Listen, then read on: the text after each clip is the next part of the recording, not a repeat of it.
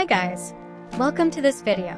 Today we are going to solve question number 6 part B of the 047822 February-March 2023 past paper.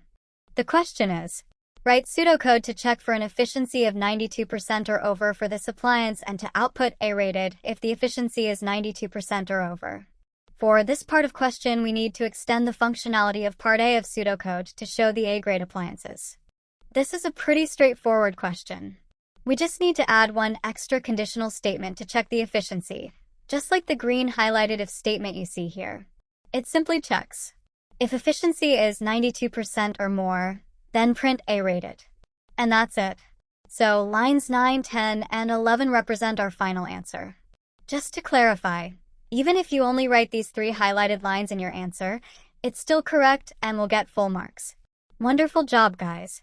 We've solved the question. Thank you for watching. Please like, share, and subscribe. See you in the next video. Have a nice day.